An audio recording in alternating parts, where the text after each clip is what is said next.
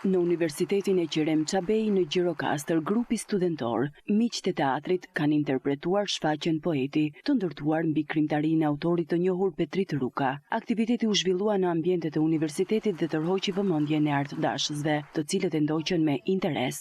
Përmes interpretimit, studentët sollen me ndjeshmëri dhe profesionalizëm motive nga veprat e poetit, duke krijuar një atmosferë artistike të veçantë në qytetin e Gurtë. Zgjodhëm Petrit Rukën si poet i jugut, si një nga poetët që i ka kënduar gruas më shumë se askush.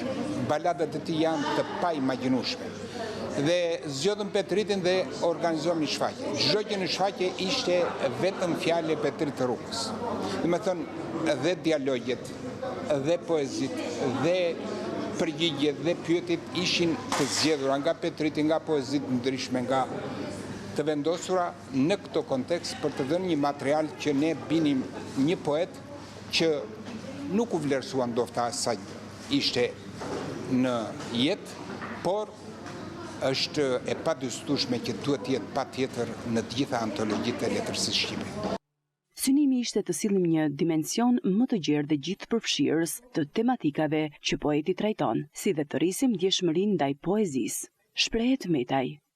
Për të rritur akoma edhe më shumë ndjeshmërinë ndaj poezisë, pasi Petrit Ruka është një poet i veçantë që ka një poezi tepër të ndjeshme, edhe sidomos baladat janë ato që evidentojnë dhe dallohen më shumë në poezinë e tij, dhe ne i kemi trajtuar në këtë shfaqje në një mënyrë tepër gjithëpërfshirëse, le të themi, duke futur edhe pak aktrim, duke futur edhe elementet e traditës në mënyrën e interpretimit të baladave, por sigurisht që ka patur edhe paharuar edhe tematikën erotike apo edhe tematikat lirike dhe ato familjare, të gjitha pak a shumë tematikat kryesore që vetë Petrit Ruka ka trajtuar në poezinë e vet.